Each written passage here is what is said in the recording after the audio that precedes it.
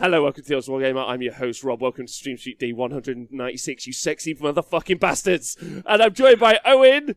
I've got his name wrong on the thing. Hold on. I'm joined by Owen Jackson. How are you, sir? Hello. I'm great. You're on quite vibrant form this morning, Rob. You're fired up. Is it that pea latte hit home? If I could afford myself a pea latte today, I'd have had one. In fact, actually, no. Anyway, listen, I'm having a great day because I'm going to get to talk about Age of Sigmar lists with you, which excites me. I get to talk to my favouriteest people in the world, Twitch chat. What up, Sebmar, Gitley, Colonel Cabbage? What up? Chris is in the chat. Thanks to Chris for helping save my life yesterday. If you enjoyed the game of 40k I played last night, it couldn't have happened without Chris in the chat. So thank you, Chris. He phoned into my computer and did some... I don't know what he did. He did something. I'm now at the stage, Owen, with some of the technology for live streaming that I don't know how to do things. And I have to ask bigger boys. I'm like, how do I? And they're like, you're an idiot. We'll fix this. So anyway, how are you? Let's catch up with Owen. How are you? Tell me what's going on. As usual, I'm going to look out on London, and it's grey and rainy, but it's sunny in my heart because we get to talk about Warhammer. Got a tournament coming tomorrow, so I think there's quite a few people who are in the chat, interested to see what their lists, what lists they're going to be facing tomorrow. It looks like an interesting meta, so yeah, it's good. And I even did some painting this week, Rob. I know it's not a broadcast. I know we're not going to talk about hobby. No, it's okay. Please tell me, what did you paint? I'm painting the capes on some Chaos Warriors. Now, you probably can't see this, and that's fine. But yes, they are wonderful, these new Chaos Warriors. I know they're not great in the game, but yeah, magnificent little models, those. So I've really enjoyed mixing up some deep red because they're going to be Cornate Warriors, bathed in blood, ready to disappoint me on the battlefield. But perfect! I can't wait to see. They look wonderful. Yeah. I mean, that's all that really matters, how they look. Yeah. So that's very important. Very, very important. Okay, good. Well, I'm glad you're doing some hobby. I've painted up some Nor holes recently. I've been very much enjoying that. I really want to get and I've been trying to start to green stuff some rattling cannons. I am going for the classic 13 rattling cannon list at this stage. A classic, a classic list. The TTS special, yeah. Yeah. But I've got 6. Thanks to Sorry Again in the chat for helping me assemble that. Thank you to everyone in the chat. Just literally, Honest Wargamer crew. Together, we are going to build something powerful and wonderful as a community. Who knows? And it's probably going to be jokey troll lists and not letting people take themselves too seriously, which is probably the most important thing we could ever do. Don't take yourself too seriously. I won't take myself too seriously either. Rob, will you transmit Hammertime games live? Inferno Storms, I shan't. I actually am playing some games because it's tomorrow, isn't it? Yeah, that's right. Yeah, it's tomorrow. So I will be playing some games tomorrow, hopefully. But we're also prepping all the stuff for the start of the Super Series again.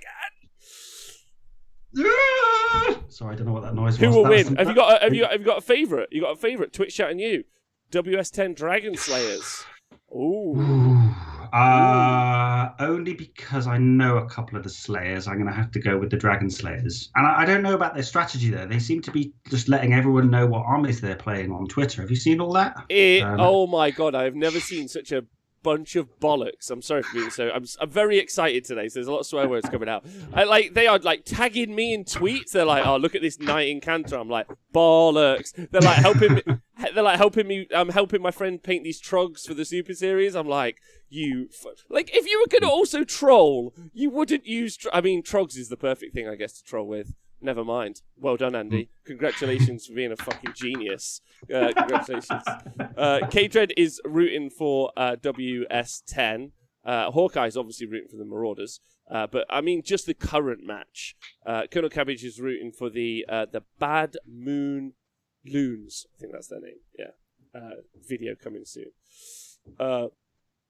Okay. All right. So let's talk about these lists, shall we, Owen? Unless anyone's got any other pressing things. I'm sorry. I've clicked the wrong thing here. So these are the lists for Hammertime, which is an online TTS tournament. Yes. All the T's.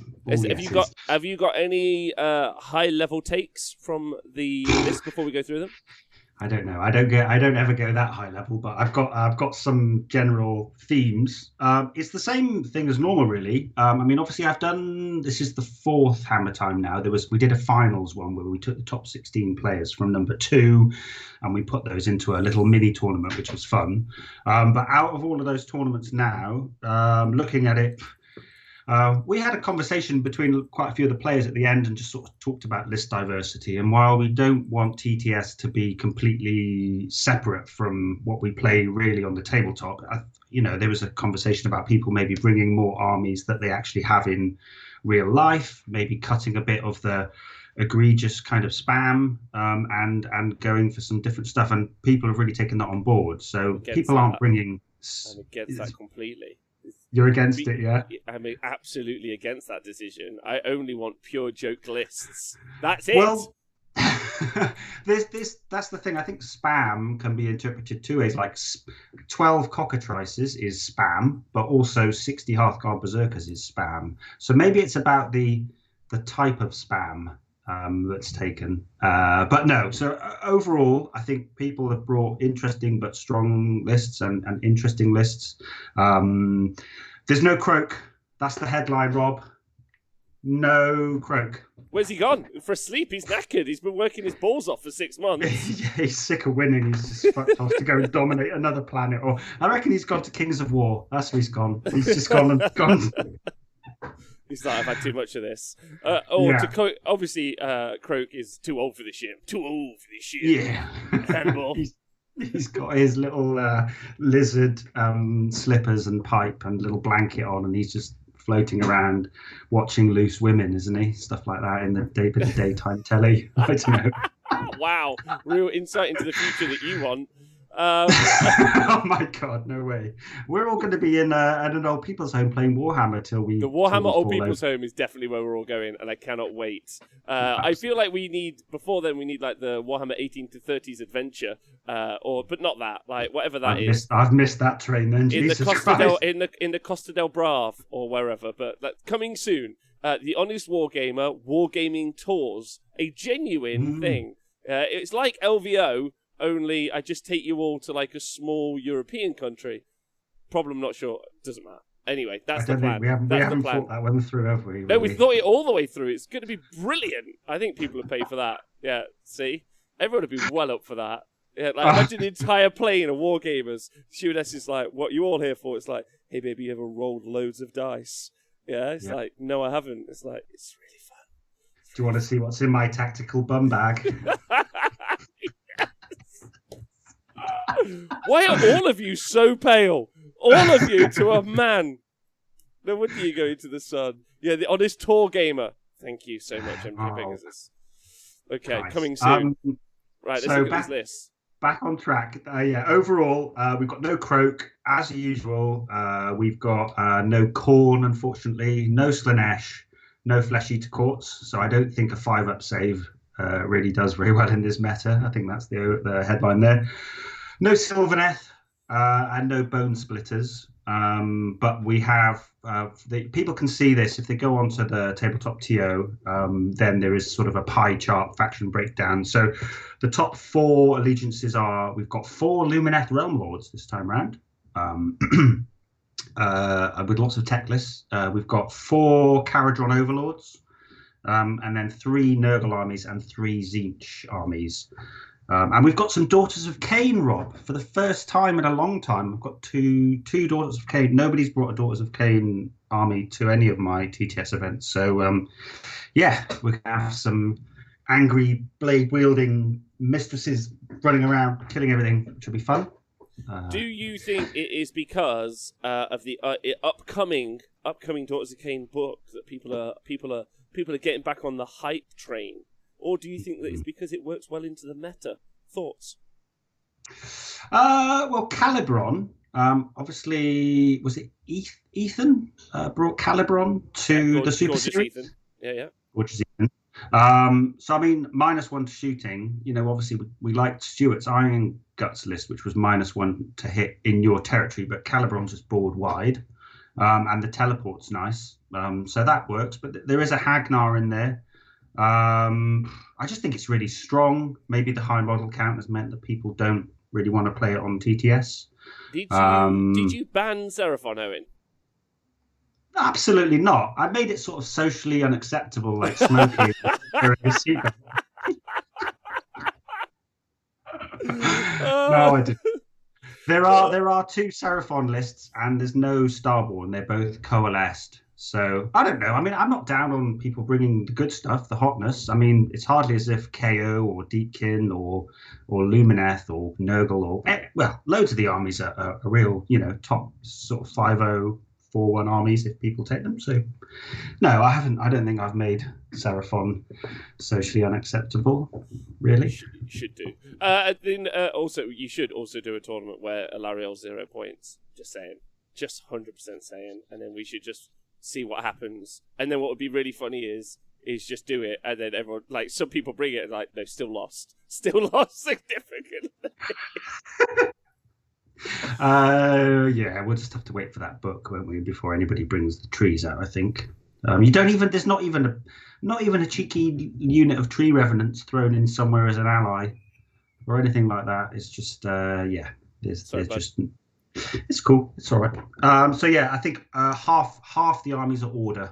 As per usual, order and chaos dominate. Only 4 death lists and 3 destruction. So I think order and chaos prove to be the stronger books at the moment. See, what I like about that, if I'm allowed to say, is that it gives both the death faction and the destruction faction far more room for Games Workshop to develop new armies into, and they're arguably 2 of the most interesting. Like destruction, especially, I think you could build a whole bunch of really funky stuff. But death also, like you could do some really, really fun stuff there. So there's a lot in the design space. Yeah, that's right. I've said it. The design space of areas. That's right. That's my Great British Bake Off word. Yeah, design space. I love what you've done here with your synergy. Probably that's the other. Yeah, I mean they could make a new destruction faction. And then disappoint all the destruction players by allowing all the other factions to play with their toys. They could do something like that, couldn't they? That might be the Gargants. The Gargants, yes. No, because what it really is it makes all of the I'm playing order, but with a Gargant. Really, you're actually a destruction faction now. That's what they're doing. Okay. Yeah, it's very clever. Right, okay. Should we look at the list, shall we? Yeah. Otherwise, we'll be here all day. All day. How many lists have we got to do? We've got to do 37, but we don't have to go through every single one. I mean, I've had a little flick through this morning, and, I think we have to caveat this with 2 things. One is it's pretty impossible to know everything about every list and the whole game. And 2, if anybody does spot an error, an issue with maybe a battalion not being fulfilled correctly or something like that, then do let me know. I'd appreciate that because, as I say, I don't know it all. But we can rattle through it. I mean, we can look at things as a headline. There's a few sort of cookie cutter lists where I'm sure a lot of the viewers will know what they do. But let's just get into it and see. Okay, we're going to start with. Do you know what? We'll start backwards. Oof. Because we always give A the most love, and then by the end we're like rattling through. So I'm working backwards. I'm going to do it. Okay. Oh yeah. Sorry again. Read every list. Let me take my fucking coat off. I'll read every list, you motherfucker. One time I've done a list with 200. Yeah. You got nothing on me. I'm not scared of you. Twitch chat. Fucking rolling up my sleeves. Right. I remember the Brotherhood show with Donal, which I think is 5 hours long. Is it not? That 5 hours. It's so fucking long. Yeah, but he offended me within about 5 minutes of listening to that, so I didn't listen to the whole thing. I've got to admit, Rob. But no. Anyway, and by going in reverse order, we get to start with a legend of the TTS scene, Mr. Tyler Buckets Pearson. Why is he Buckets? Bouquet. Could be Bouquet. Might be a related to Hyacinth. For all anybody remembers that terrible TV show. But no, I don't know why it's Buckets, but I do know that he's a gent. He's a real pillar of the TTS community. He's always helping people out, giving people intro games, and he lives in Canada, so he gets up or goes to bed at a ridiculous time. So I'm glad we're starting here because he's a lovely man. If ever this show was in any way biased to a nation, it would be Australia or Canada, with Northern Ireland. Definitely in there as well, with our weird cousin being the Swedish.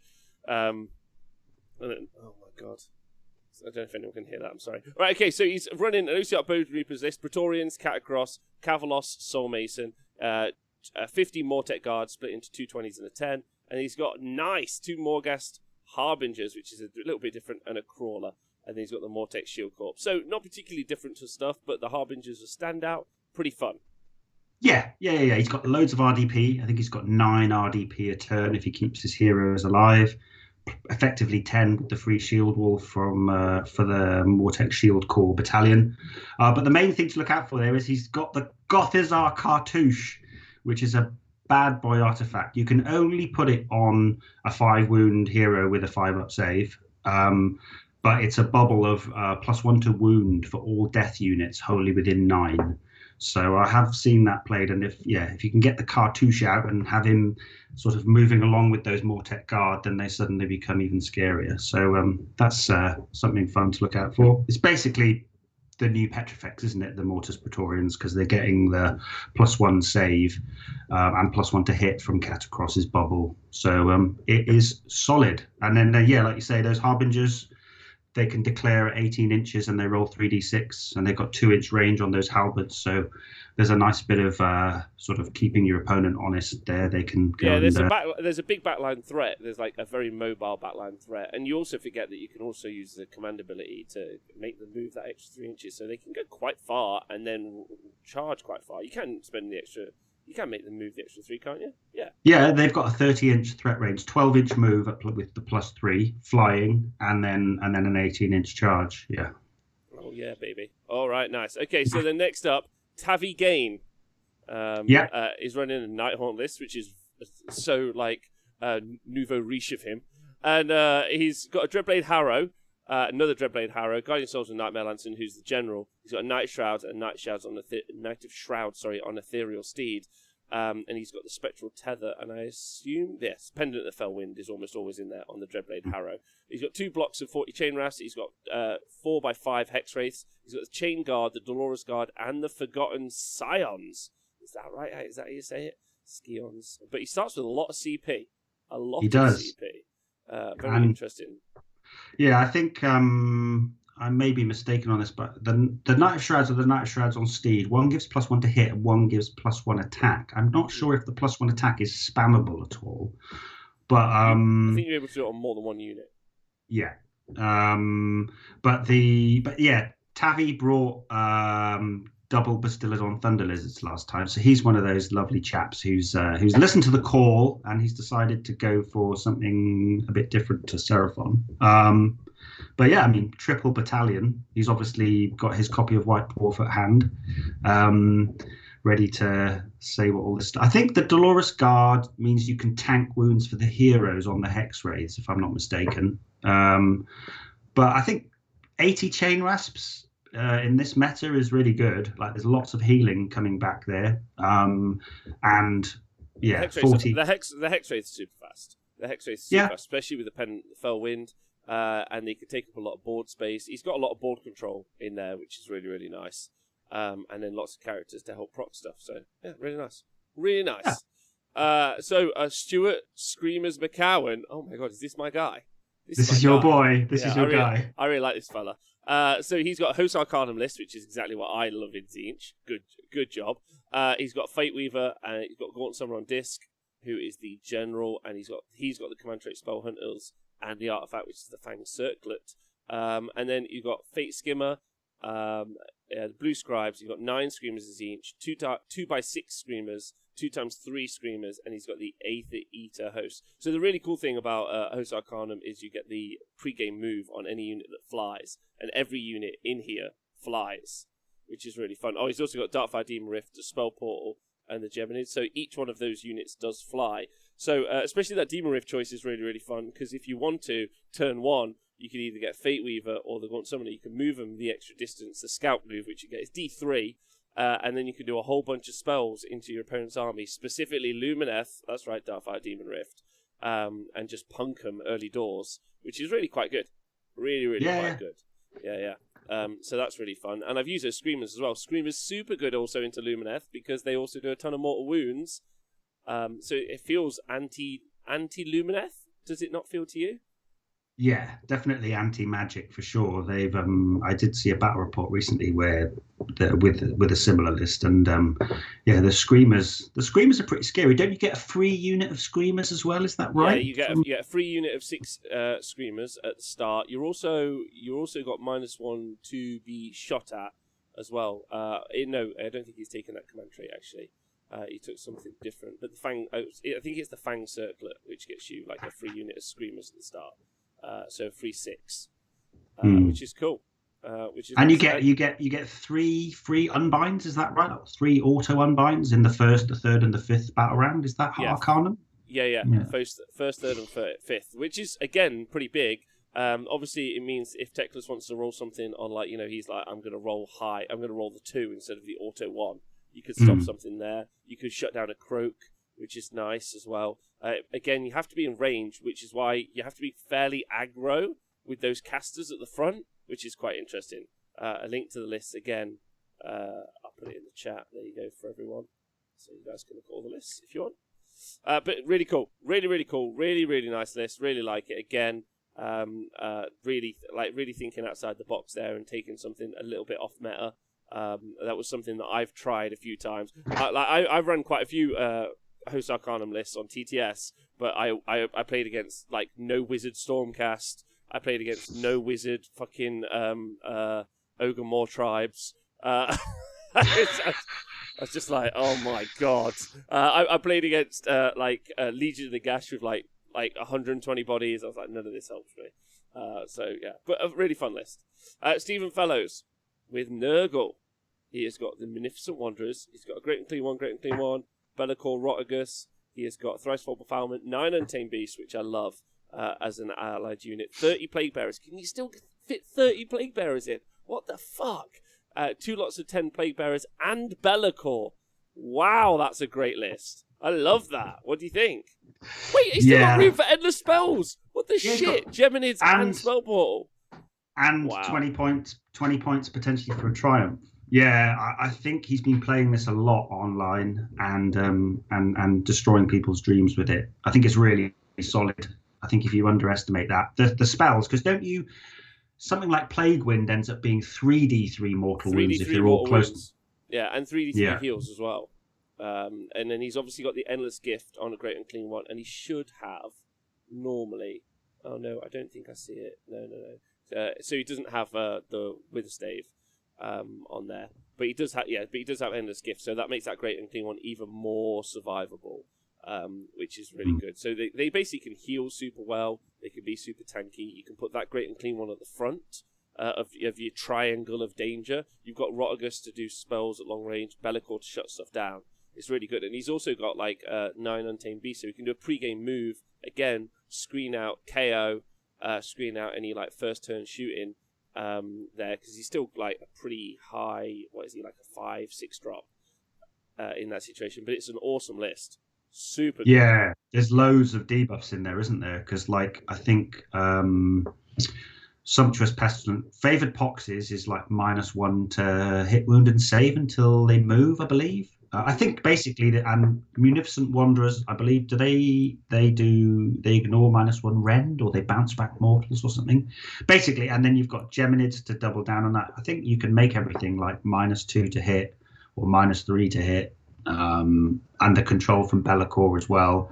It's basically I really need to read into what all of that can do, but there's a hell of a lot of control and a hell of a lot of debuff, and those big fatties can sit on objectives and get extra points for being behemoths and monsters in the right missions. So very, very scary. That I wouldn't want to face that, I have to say. So I've put the link in the chat if you guys want to go look at the lists. So then next up, that's a great list. I'm just blown away about how cheap and how much stuff you can get. 30 Plague Bearers, they're super tough. They're minus to hit. Minus to be shot as well. There's 30 of them, then there's 2 10s as well. Not forgetting that you're also in Nurgle, so you're going to generate summoning points later on in game.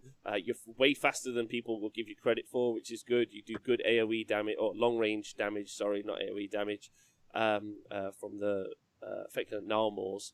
And Be'lakor's in there can just shut down a really key piece. I mean, Be'lakor in any list is just phenomenal, and the fact that it's in there and survivable in there is just nuts. So really good.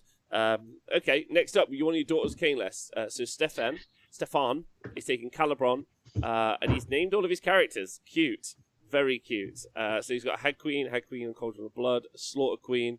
I don't think I see Morathi. Then it's 2 times 30 Witch Elves, 10 Sisters Slaughter, 5 Bloodstalkers, 5 Heartrenders, 5 Judicators, 2 times 5 Liberators, the Prosecutor, the Shadow Hammer Compact. What the fuck am I looking at, Owen? Do you know? Yeah, the Shadow Hammer Compact, if I'm not mistaken, essentially what that does is it allows 1 Stormcast unit and 1 Daughters unit. If they're within, I think it's 6 or 7 inches of each other, they can fight or shoot in the hero phase. They both have to do exactly the same thing, but yeah, they can fight or shoot in the hero phase, basically. Okay. Hold on, where's my book? I've got all my battle tomes here. I'll have a quick look. This is great telly, but 1 second. I'll read it to you verbatim. So obviously he's Calibron, so he's teleporting and he's got the -1 shooting. And then yeah, Shadowhammer Compact. That's basically it's quite low drop then, because it's a unit. It's a Slaughter Queen, both units of Witch Elves, the Kinari, the Bloodstalkers, the Liberators, the Prosecutors, and Adjudicators. In your hero phase, choose 1 Daughters of Cain unit from this battalion and 1 Stormcast Eternals unit, and they are within 6 inches of each other.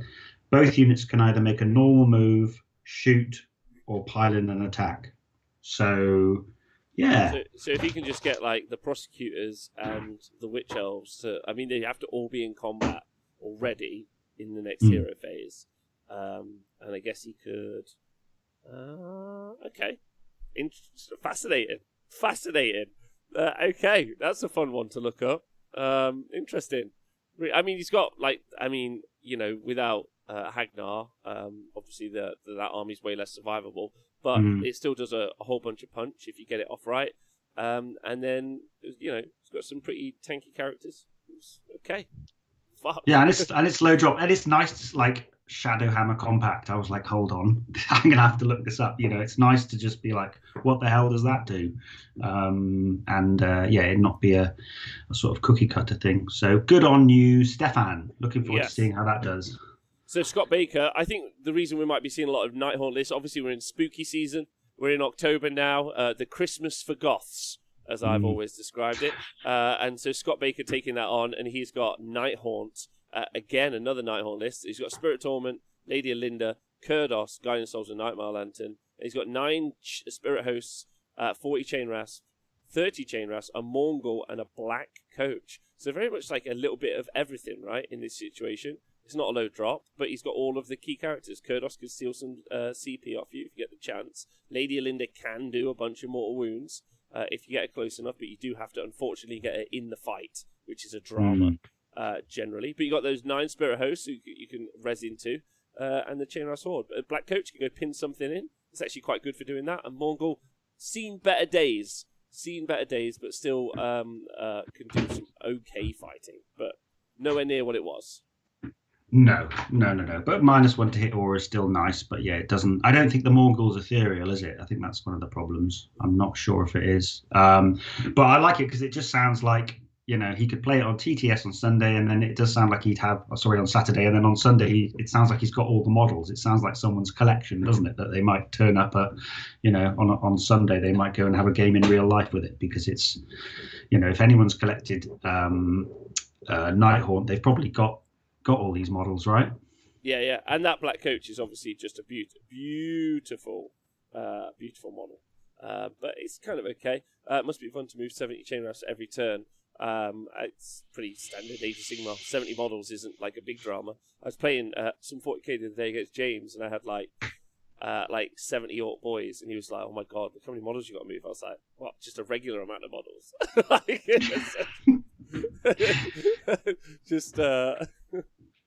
You play Horde armies though, right, Rob? Huh? You play Horde armies though, don't you? So maybe he's. Oh, was he playing Custodes, James? Is it James? He's playing Death Guard. Okay. But it's fine. Yeah. It's fine. Like it seems okay. And also apparently, the Mongol has got a 3-up ethereal save. So there you go. 3-up. It is ethereal with a 3+ apparently. Talking about. Oh wow. So there you go. That's quite survivable. Okay, next up, Disciples of Zinch from Roberto CM. So he's got another Host Arcanum list as well. Nice, but very different. Zangor Shaman, Magister on Disc, and a Fate Master. He's got 3x10 Ungor of Zinch, and then he's got 6 and 9 Zangor Enlightened on Disc. And then he's got the Phantasmagoria of Fate, and he's got the Arcanite Cabal, which was a battalion I used to love last Zinch book. So Phantasmagoria of Fate is how he's got all the Beasts of Chaos, well, specifically the Battle Line, which is the Ungor, into this list. And then he's also managed to get the... he's managed to bring those guys in, which is fun. It starts with 2 command points. He's obviously in Host Arcanum to be able to do that pre-game move, as we discussed before. But he's got those big units of Zangor, which is on discs, which are like punching. Spent a lot of points on them, those, right? Yeah, he's all in on those, isn't he? But he's going to be able to pre-game move them, right? Is that what he's going to be able to do with Arcanum? Yeah, he can. D3 units can pre-game move 6 inches. He also will obviously be able to bring back those 6 Screamers that we talked about before as well. And Zangor Shaman, he hasn't got any... He's got the Burning Sigil of Zinch, which actually, again, I really like that because it's a bit random. You cast it and you might get +1 to hit. You might. And there are some other bonuses as well. Another one is you'll be able to make an additional D6 movement. So there are two which 2 are pretty significant, and then you could potentially like sling those Zangor way further than you would initially expect. Obviously, don't forget you're also in Zinch, so you've got Destiny dice. So you've just got a flat 12. You might have just a flat 12-inch charge that you know you've got. Like, yeah, it's nice playing when you have that level of certainty, right? Yeah, like you pre-game move. I know I'm doing a 12. I'm movement 14. I think on the Zangor is maybe 16, maybe 16. 16 on the Zangor. So potentially, like the threat range on those things is nuts. 33 inches guaranteed without rolling a dice. Yikes! So.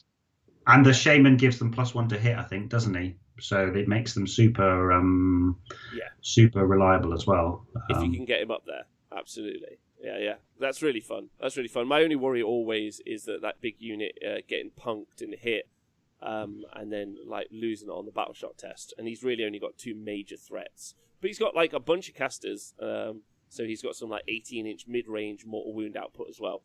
And again, big shout out to that Burning Sigil of Zinch. Really love it in a list. It's not... I can see why it doesn't go into like a lot of cookie-cutter top-tier lists, because it's not reliable. But it does have some... and it's cheap, and it does some genuinely decent things. But weirdly, you don't get tons of casts in a Zinch list. So you generally get a little bit like precious about what you are and aren't going to cast. Anyway, and then not forgetting, the Zangor Shamans do get the ability to once per game re-roll a cast dice, like as an extra spell. So they do have that kind of bonus to like bump their army up at a certain point. Okay, next up, Philip Kartev with a Lumineth Realm Lords list. So Philip is the Russian ETC captain, is that right?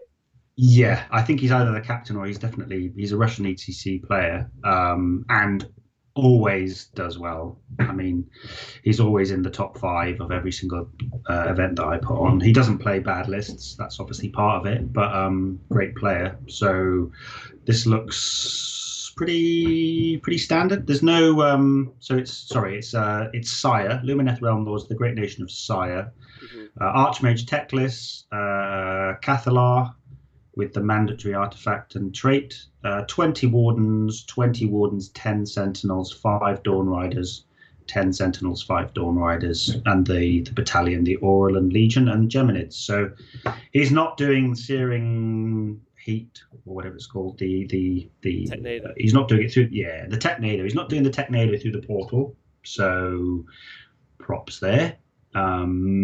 But it's very much the classic sort of castle, isn't it? He's got 2 units of Dawn Riders to go in, smash things or pin stuff in, and then he's got a decent block of Wardens. Looks like 50 Wardens. 40 Wardens, 2 20s. And you've got 2 Sentinels.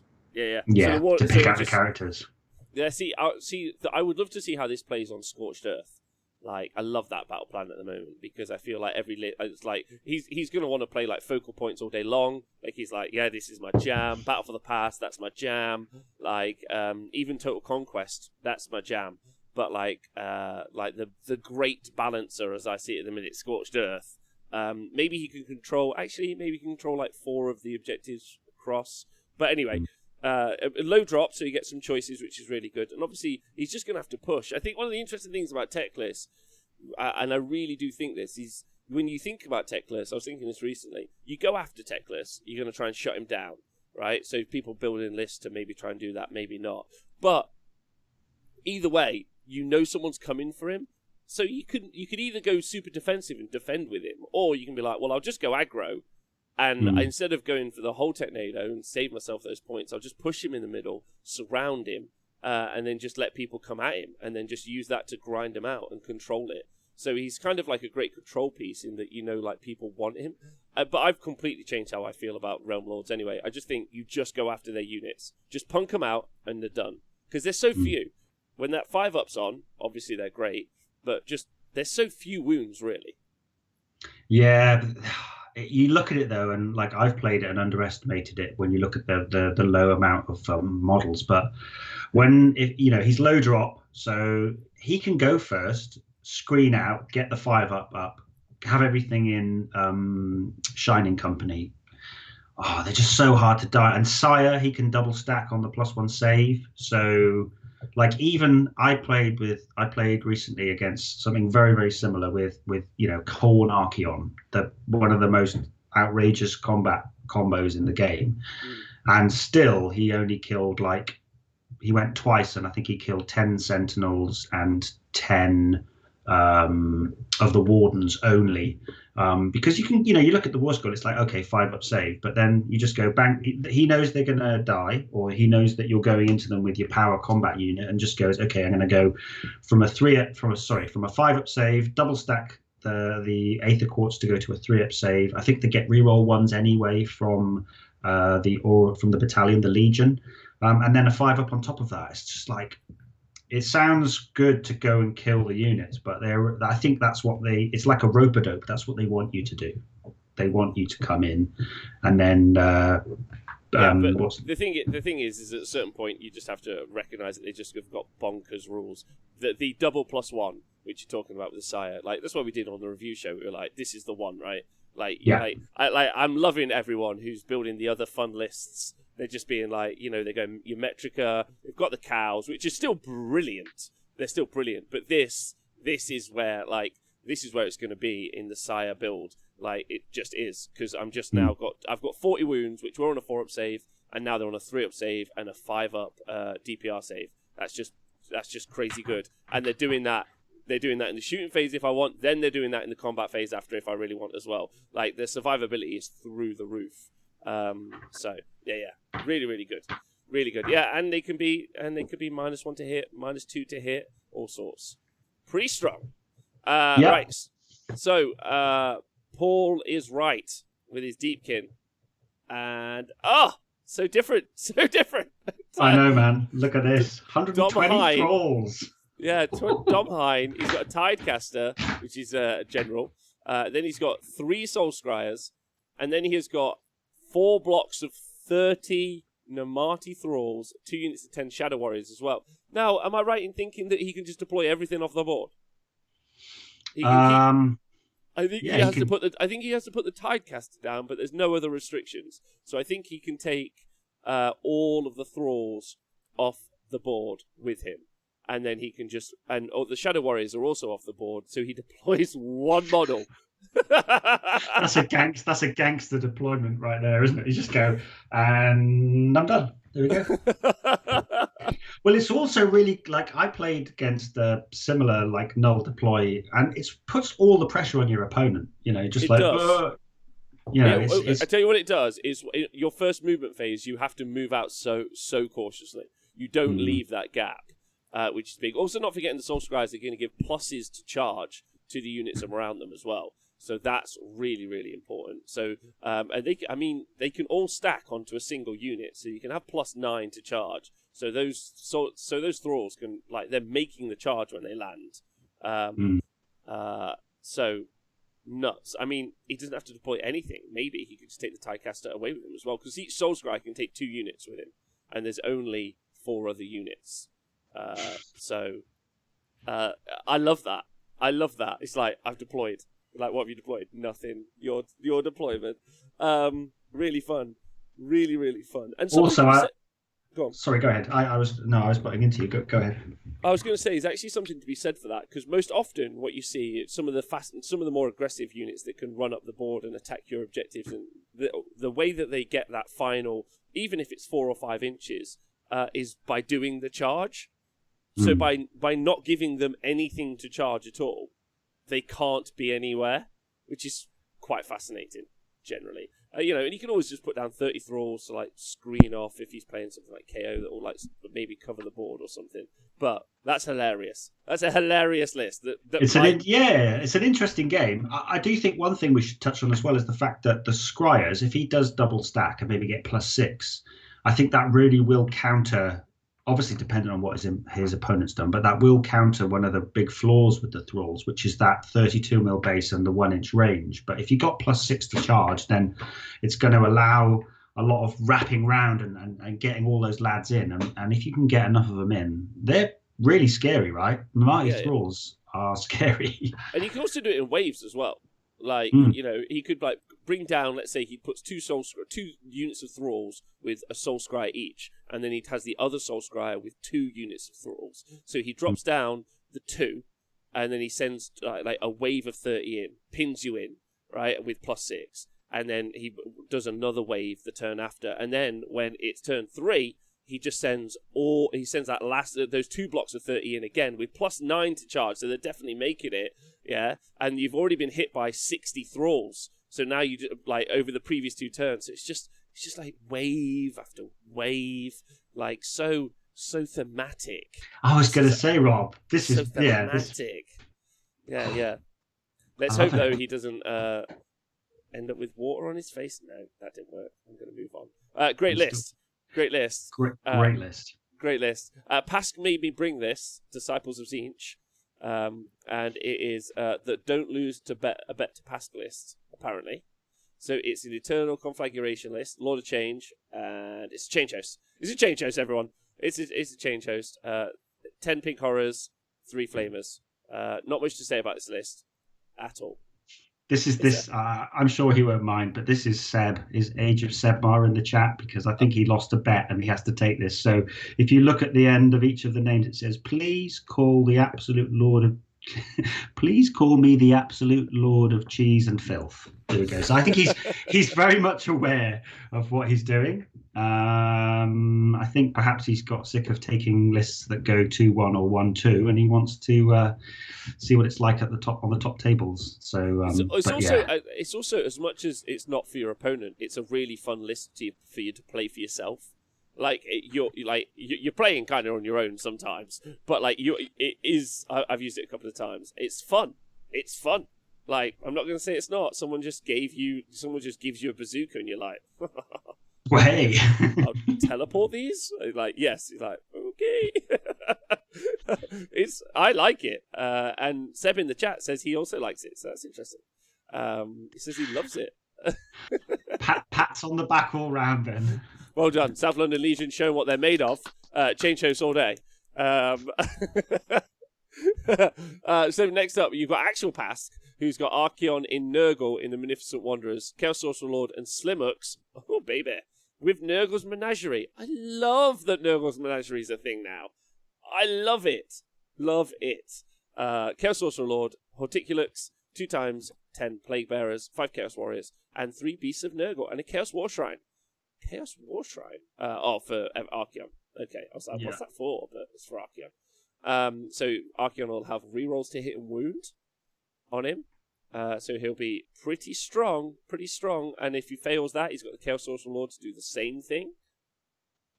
So, he's got +1 to save from the War Shrine, so he could be on a 2-up rerollable save if the Sorc Lord points at him. I mean, Pask is turning into a proper like hipster list writer, so I'm not sure. It's cool. It's obviously cool, but I don't know I don't know if it's got enough. What do you think? It's not got a lot of bodies. It's not got a lot of bodies, but so the interesting thing, again, I know I mentioned this on the show before about Nurgle's Menagerie, is it drops down a lot of trees, and by dropping down a lot of trees, you get a lot of summoning points. Now, summoning has never been like mad in Nurgle, but I mean, 10 plague bearers for holding objectives at the end of the day. But he really only has like one punchy unit, which is Archeon, running around.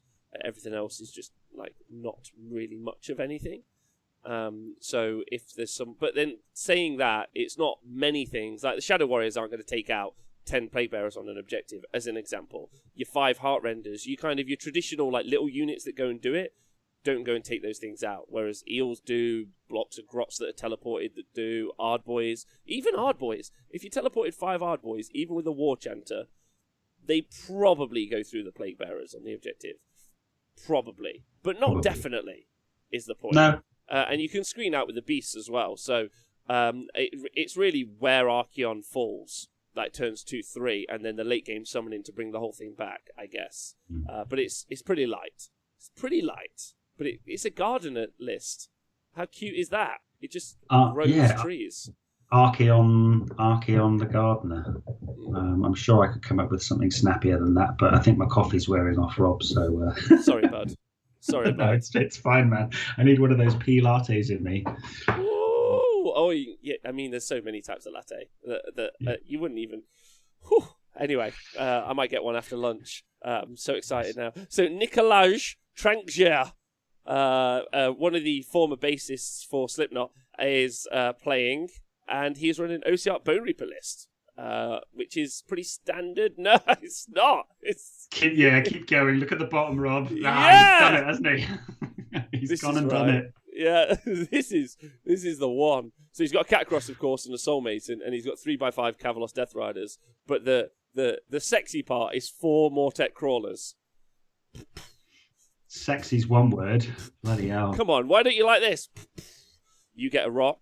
You get some fucking rocks.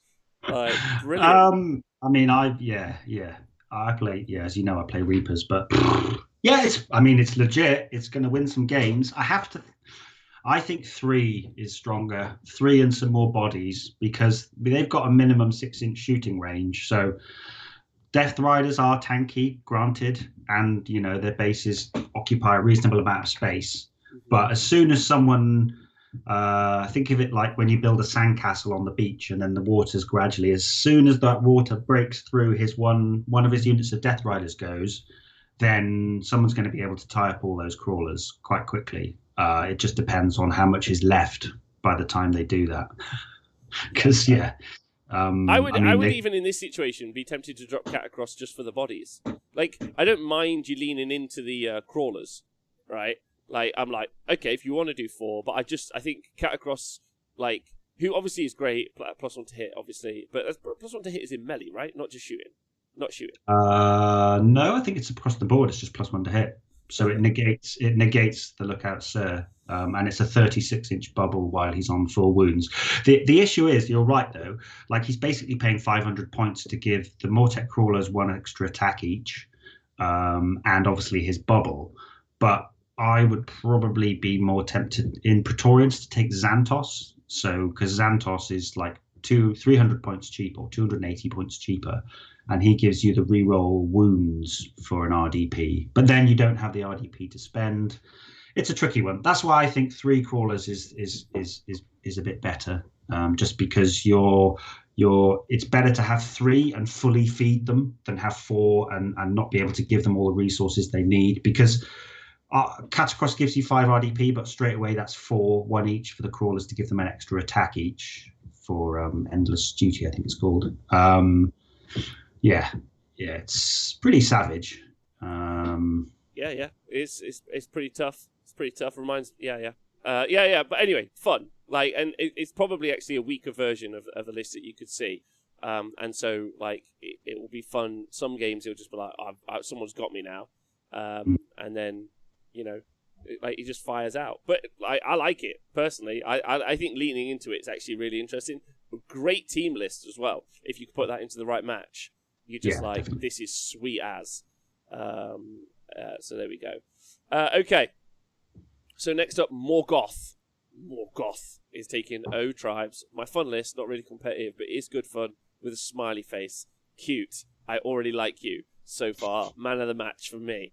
So he's got a Blood Gullet list with a Huskard on Stonehorn with Metal Cruncher and Skull Shards, Frostlord on Stonehorn, and 2x4 Mournfang, 2x2 Mournfang, and Stonehorn Beast Rider. So there's 3 Stonehorns in there and a bunch of Mournfang in a Yulbad. So we've seen lists like this quite a lot, right?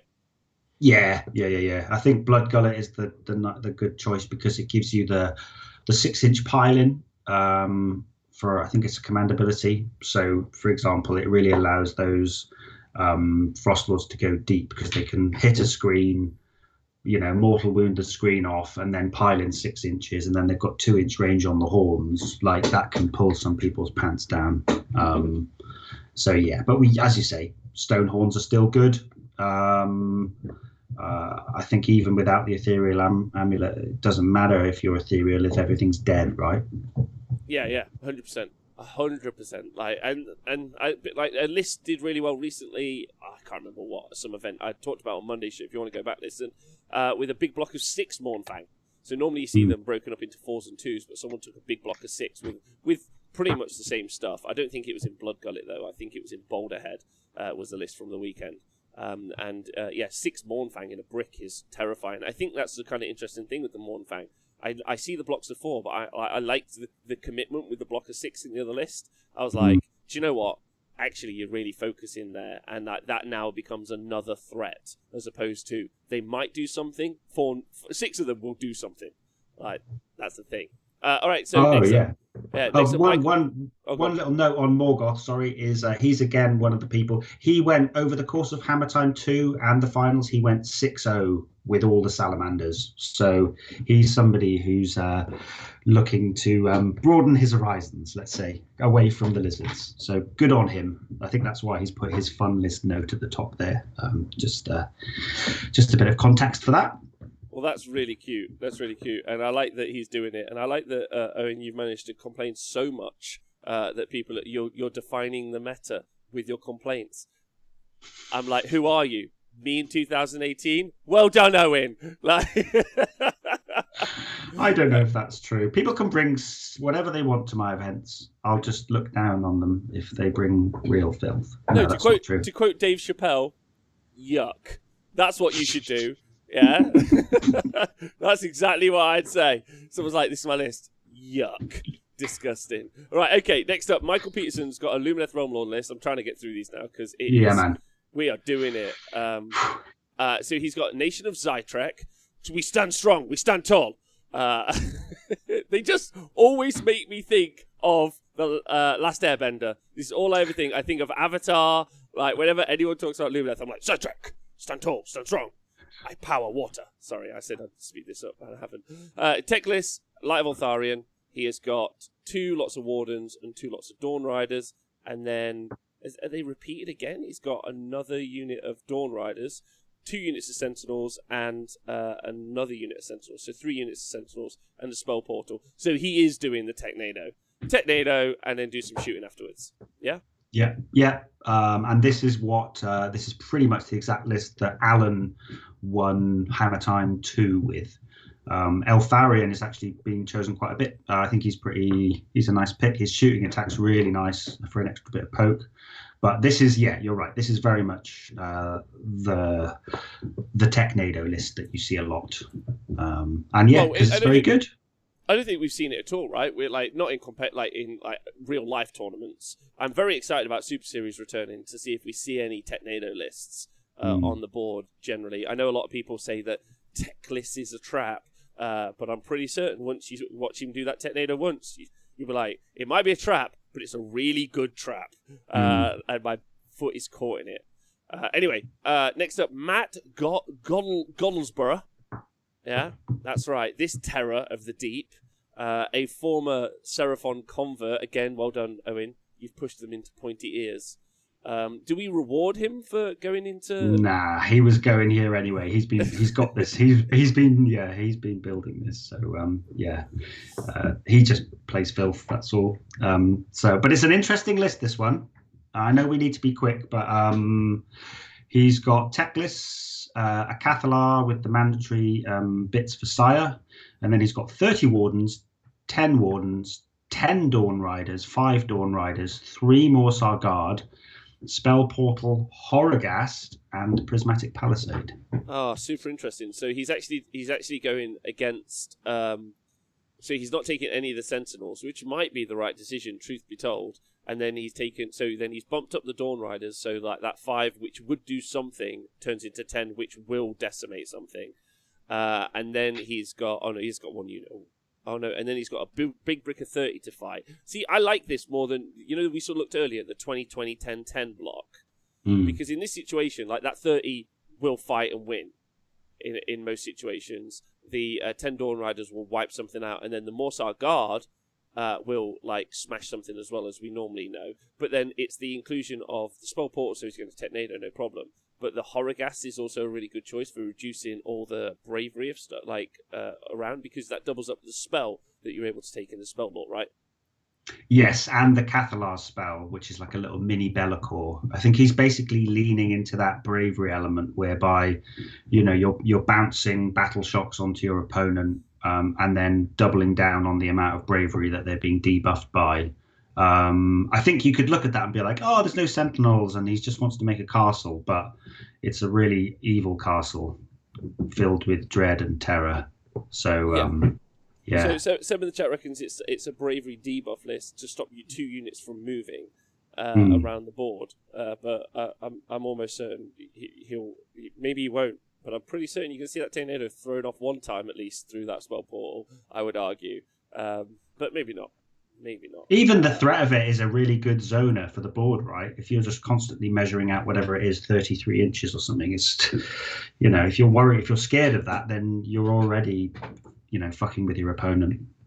Yeah, and then being able to do double the speed on those Dawn Riders means you can just send them absolutely in whenever you decide to, which is really nice as well. And the Morsar Guard is just a great inclusion. So what he's done is he's just increased the threats, where the other ones are all like, I don't know, nice list. Can't wait to see how it does. Matt Kent, he's got Maggot King and Nurgle list. He is rocking loads of Blight Kings and a Blight Cyst with a great and clean one. But he does have Gutrot Spume, which you sometimes don't see in that list.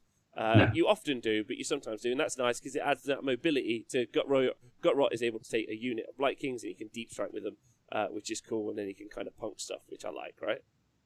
Yeah, definitely, and I think he's not been distracted by the idea of 20 Black Kings for 500 points. I think the 10s and the 5s are a much better pick, because a 20 is just too easy to tag and control.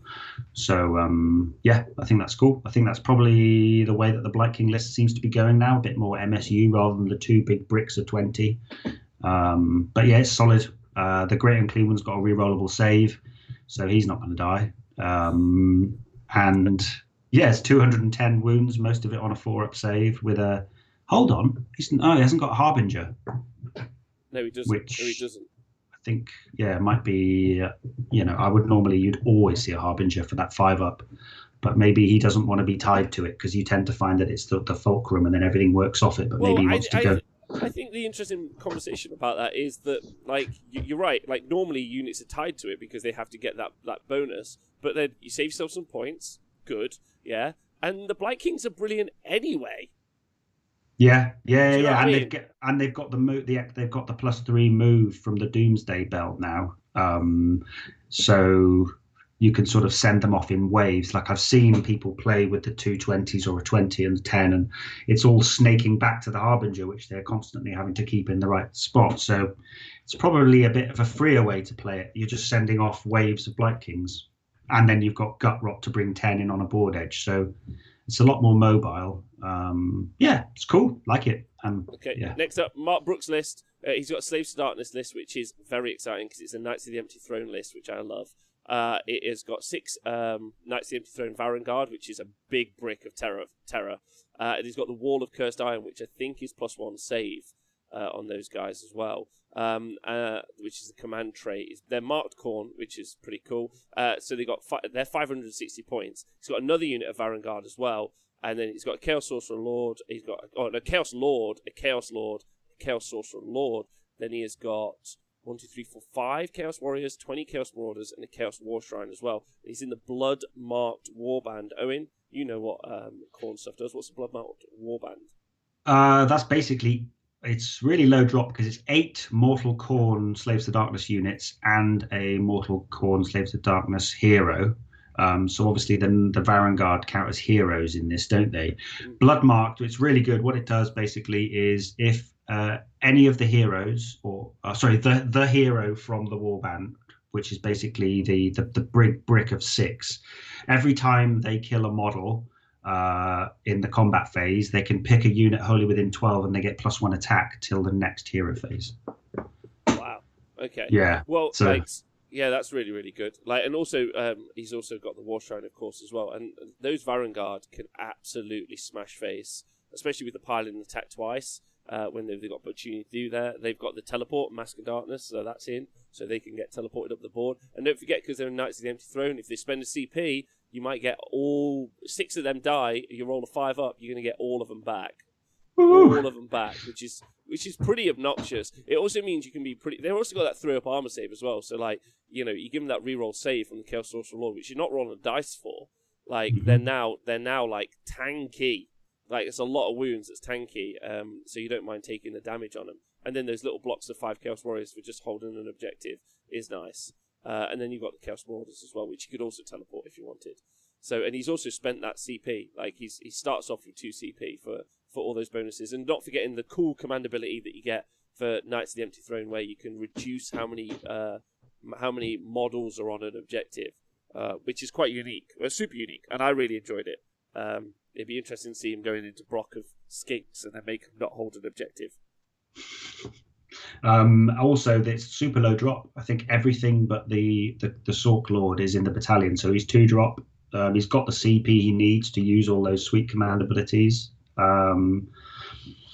It's Mark, isn't it? It's going to be a good list. He always does something interesting, so I'll be really keen. And I suppose that means we've got a Khorne army. Can we call it a Khorne army? We've got 1 Khorne army in the tournament, yeah? Yeah. You going to allow me that? Yeah, that's fine. One Khorne army. Kinda. Next up, you got Mazej Mazowski. I'm so sorry. Mike Wazowski's playing. And I apologise for not being able to say your name, but if you do message me and let me know how to say it, I'm obviously... It's Maciej. Oh, Maciej Majewski. Wow. Maciej Majewski. This is why when we do all of our international reporting, I'm not allowed on the mic. That's what you're going to be there for. Deal. Anyway, he's taken Skaven. He's got Razik's Rabid Rollers, the Doomwheel Death Derby team. Like that a lot. Good work. So he's got Razik the Racer. Oh my god, he's named them all. Brilliant. He's got a Warlock Bombardier with the Vial of the Fulminator and more Warp Power. He's got a Claw Lord with Verminous Valor, which is great, who's Grat the Manager. Nice. He's got Rikarik the Announcer. I love all of this. Who's a Grey Seer with Death Frenzy. And he's got Vroom the Cuddly Mascot, who's a Vermin Lord Warp Seer with the Supreme Manipulator. Then he's got 40 Clan Rats who are the loyal fans, 40 Clan Rats who are the safety cones, and then 40 Storm Vermin who are the pit stop crew. And then he's got Ready, Set, Go, the 3 Doom Wheels and an extra command point. Amazing. I bow down. Yeah, great job. Bow down. Great job. He's also. I asked for ideas for sort of other tournament formats and things, and he's currently working on a Doom Wheel racing tournament, which we're going to be doing on TTS as a bit of fun. So he always plays Skaven. Absolute legend, lovely guy. He's playing from Poland. He's one of our only Polish players, but he always plays Skaven. Always comes up with something cool, and I really, really like this. I'm sure you do too. He's playing to the crowd, right? He knows that you're going to love the Doom. He brought the crowd with him. That's what he did. He brought the crowd with him. Those 40 Storm Vermin are great as well, because obviously you can put Death Frenzy on them from the Grey Seer, which is very reliably put them on them as well. So that actually is a little bit more scary in the scenes. And Claw Lord, if he gets the ability to get within range, can add +1 attack onto those guys as well. And then the Warp Seer is going to make him safe. It's a tanky character, which is pretty good. He's only got that 1 Bombardier, so if he goes away, he loses the Vial and the more Warp Power, which is sad. But really, really good. And you can also play it a bit like a castle, which is kind of fun because you can stack all the Doom wheels around the Bombardier, and then you can give him +1 damage on their attack. So it's D3 +1 damage from their shooting attack, which is pretty good. The shooting attack is the reason to take the Doom wheels. The moving attack is just like the fun bit that you enjoyed, right? But yeah, really fun list, and obviously he's really thought about it, which I love. So well done to, again, Mike Wazowski? Maciej Majewski. Maciej Majewski.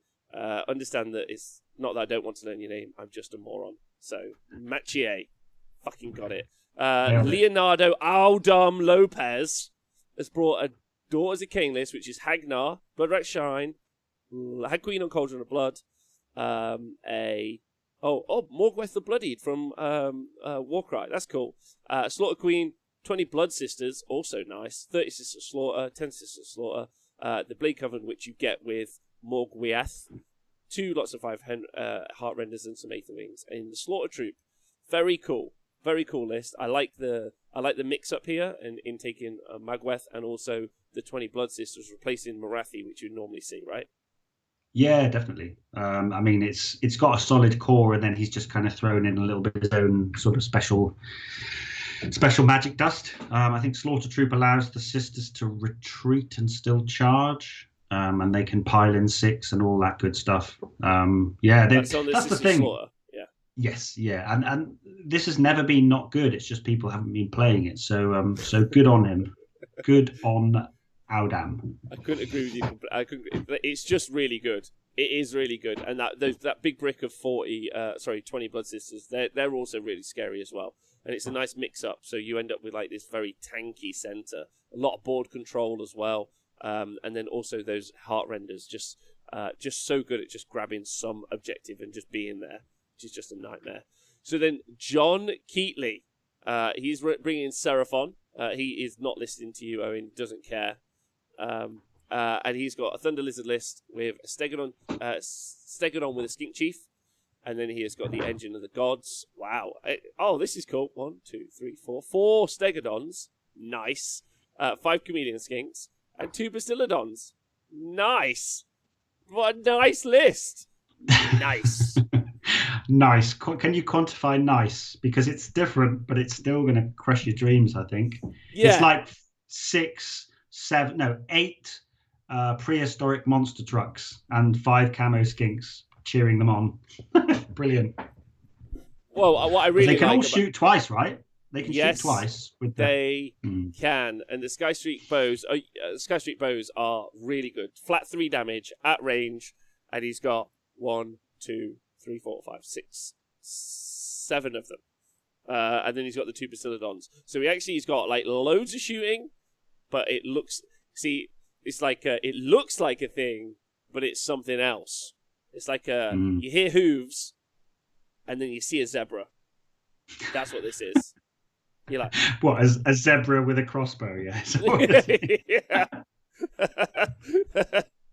You're like, oh my god, that's an incredibly tanky zebra. It's BoJack Horseman, but a zebra with a crossbow. Like shit. So that's a cool list. Well done, John. You've made me laugh, and I've loved it. Great one. John McKinley, though, is running a Lumineth Realm Lords list in Zytrek. Have you seen Dude, Where's My Car? Zoltan. Not for a long time, but carry on, Rob, with your obscure film references. Zoltan. You haven't seen it. There's a cult, and they worship a guy called Zoltan, and then they put their fingers together and they do Zoltan, which is also what you do if you're into Zeph style hip hop. I don't know if you're a big fan of Diane Wood, but that's fine. They're all words, Rob, but they're not hitting home. Also, isn't Zoltan the sort of tell your future machine in Big with Tom Hanks? You know, when he gets that's where they stole the. It's a reference to a reference. Like it's fucking. See, I get the '80s reference, and you get the '90s reference because reasons. We're going off track, aren't we? I need some coffee. Okay. I'm so sorry. No, it's good. This is a WAP list. There we go. Now we're right up to date with our references. Here we go. So tech lists, Cathalar. It has got the Aurelian Legion. It's got 1, 2, 3 Sentinels. It has got 3 Wardens, all as 10s. And then it has got 5 Dawn Riders, Spell Portal, Palisade, Rune of Petrification. Definitely going to do a Technado with some shooting. And I don't think I've got anything else to say about this list, unless you have, Owen. Just the fact that the Palisade is protecting him against KO. That's probably the only other thing that I would that hasn't been seen in the other lists. But no, I think we've covered off what this can do. Oh, there's a Palisade in another list. What do you think that the Palisade's really going to protect? No, tech list it's from not shooting.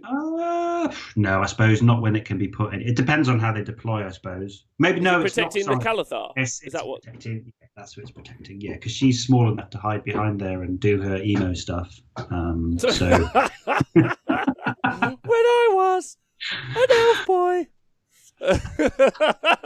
Yeah, I'm going to do a mixtape for the Calathar. It's going to be great. All right, so then Joel Graham is running Mixed Chaos. Oh no! It's one of the ones. Yeah. It's Legion of Chaos Ascendant, isn't it? It's the one. Oh, he's running Legion of the First Prince though. But yeah, sorry about the formatting. This is one of the ones that I didn't catch. But this is very much what we've seen before, right? So you've got your Demonettes and your Pinks, 12 Kadai, and then Kairos the Corruptor, and that's it, I think, isn't it? Yeah, and some I haven't seen any Nurglings, but it's the big scary. A couple of big scary heroes, and then Pinks and some Kadai. Mm-hmm. It's good, right? We've seen Antu run this, and we've seen loads of people. When I was doing the list archetype show the other day, that's literally all the bits I like. Vermlord Corruptor, because it's got the 4/4 blade, but it's also a Nurgle hero that's pretty survivable. So if you for some reason lose Kairos, you've still got the ability to summon some stuff at the end. I played with Legion of Chaos the other day. I'd like you to know that I didn't roll any pink horrors for 5 turns. Really sad. Really sad. Didn't get one. Bleeding, Nathan's over the moon. It's bleeding out. I don't know if you can see it through my t-shirt, but it's all gone. It's like my heart is just pissing out. Sidetrack! Anyway, then Jason Egley is running a list we've seen many a time, but I'm sure he's a great dude. It's slightly different. It is an Idneth list with loads of eels, but it's 6 Morsar Guard. It's 4x3 Ashelian, which is the defensive, 2 Soul Scryers, which is normally more than you see as well. Volti and a Tidecaster. You don't always see the Tidecaster, but the big one is the Eidolon, which you don't see at all. You don't see at all with the Cloud of Midlight. Just being a real different fella is Jason. He's like, I'm not listening to you motherfuckers. I'm going to take an Eidolon and Mathland, and then regret it later on in the day. I thought we pronounced it Eidoloin now. Wasn't that right? After the show the other night? Isn't it the Eidoloin of Mathland? Is that how you say it? Eidoloin, yeah. Yeah, he hasn't been seen on the table for so long that the way that you pronounce his name has changed because it's sort of turned into myth. It's like a Chinese whisper, the Eidolon. I'm making all of this up right now, Rob, by the way. Just so I'm trying to make Eidoloin himself. No, it didn't work. I led you down a path then, and we couldn't finish it, could we? Dear me. Sometimes I start talking and I don't know where it's going to go. Every time. Every time. Yuck. Thank you, Curve Point. Yuck. Right, next up, James Brown. It's cool that there's going to be an Eidolon there, though. I would like to know how it goes. Yeah. Props. Yeah. What the fuck is this for formatting? James Brown has got a Mega Boss. A War Shaman. What is his? It's Bloodtooth because he's got the Quick Duff amulet. So yeah, nice. I do. Yeah. I think it's a bit like what Andy was playing for the Bruces, right, at the Super Series. Mm-hmm. Bloodtooths, but there's no big Maw Crusher. There's just 30, 10 our boys. Oh yeah, so he's got 6 Gore Grunters and a boss on foot rather than the Mega Boss on the Maw Crusher. But does he have the ability to do the auto teleport? I'm not sure what that's called. But I can't see it. It's an artifact. Yeah. I think it might be the Quick Duff amulets, but it's an artifact that does it basically. Yeah. So he has it. So and you have to take it if you're taking Bloodtooths. So he's going to be able to maybe bring those 30 boys back. But the inclusion of the other Gore Grunters puts the other threat in the list, which is what the Maw Crusher did in Andy's list as well. And I mean, to be fair, the Mega Boss is also pretty decent for doing some beating up. So yeah, it's cool. It's cool. It's nice seeing that list. It's nice seeing Andy inspire that list, or maybe that list was around for a while anyway, but just seeing it played. Next up, we're doing pretty well. We're doing pretty well. Still quite a few to go. So we got Mixed Chaos with Jack Rusi. So he has got a Legion of Chaos Ascendant list. He's got Be'lakor, yes, and he has got a Verminor Corruptor. He has got a Verminor Deceiver, which is a nice little change. You don't see that all the time. Fate Weaver, Blue Scribes. He's got 2 times 10 Demonettes, 10 Pink Horrors, and then he's got Umbral Spell Portal, Warp Lightning Vortex in that list as well. So again, another Loka list. I don't think there's much to say about it. The Deceiver's a nice little change. I played him with this, and he just Deceiver teleports forward, and then turn 1 Vortex on your whole army, rigged by Kairos' once per game rig. That can spoil your dreams on turn 1. It doesn't look much, but it's nice, and it's got some tricks. That's the trick, though, isn't it? Really, like, and everything else is just playing it around. But that's terrifying. It's terrifying. Having a Vortex almost guaranteed going off in your army really early is no fun. Again, if you pre-game moved, you wouldn't get as close. Just saying. Next up, we have Greg Shelton. Is that right? No, we're past Greg? Yeah, Greg Shelton with his Seraphon list. What's he got? So he's got a Thunder Lizard list with, again, 4 Stegodons, 2 Salamanders are here, Thunderquake Temple Host, 2 Skink Priests, a Stegodon with a Skink Chief, and another Stegodon with a Skink Chief. So loads more shooting from them Stegodons. Yeah. Loads more shooting. How do you feel about this one? Again, it'll do a hell of a lot of work. I like the Skink Chief with the Cloak of Feathers, so I think he gets -1 to hit, +4 move, and fly. So you've got like a 12-inch flying Stegodon, which sounds like fun. I think the Stegs must have the Skink keyword then, so they can take the Skink Priest buffs. Is that right? Might be. And Thunderquakes, it's quite low drop. They can choose to be Savage or Swift, can't they, with the Thunderquake, I believe. I'm a little bit out of my depth on this one, but basically it's big dinosaurs with lasers that can shoot twice. And they all get extra wounds, don't they, for Thunder Lizard? So they all get a couple of extra wounds. Extra wound, which is pretty telling, especially on those Bastiladons. Big fan of that. But it's cool. It's a cool list. Like, the thing about those lists, or those Thunder Lizard lists that you don't see, really, is just how much shooting there really is at a significant range. And then after that, you're like, oh my god, that's a lot. Next up is Greg Hogan. With Stormcast Eternals, which is a Hammers of Sigmar list, which is not what I was expecting. Garavriel Sureheart, 3 Drakesworn Templars, a Celestant Prime, and 3 times 5 Liberators, and a command point, which is nuts. I mean, if he gets it right, those Tempest Axes, if I'm not mistaken, they're the ones that mean your opponent can only pile in an inch. So, and he's got 4, basically he's got 3 Rain of Stars and the Prime. So I wouldn't be surprised not to see the Prime start in the sky. Just stand him on the board, 24-inch range, mortal wounds, more mortal wounds, and then some big dragons. He's going to put all the Templars in the sky with Sureheart, drop them down, yeah, right, and then he's just going to give he's going to do Rain of Stars, plus to charge, and then just be like, what you can do against 3 dragons and a Prime, what you can do. Like, hilarious list, so funny. He needs to like I know it's on TTS, but if you were doing this in real life, you would need to make Sureheart on like a baby dragon or something. Just make him like the king of the dragon riders. It's just gonna be so hilarious. Plus all them Rains of Stars just like hitting you all day long. It's good. It's fun, right? Yep, definitely. I like that list a lot. So then you've got Dan Arnold with his Caradron Overlords, which is... We might have missed one there. We've missed a couple, actually. Daniel White, we should be the next one. Oh, sorry about that. I also haven't done Dennis Boomeister or Echo Scorpion. I've missed loads. Echo Scorpion, that's going to come. That's and Dennis. issue with that. Okay. Yeah.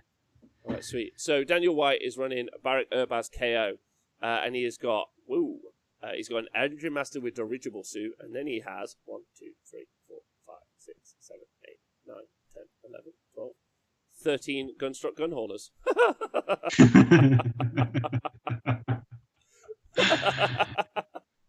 Oh, brilliant.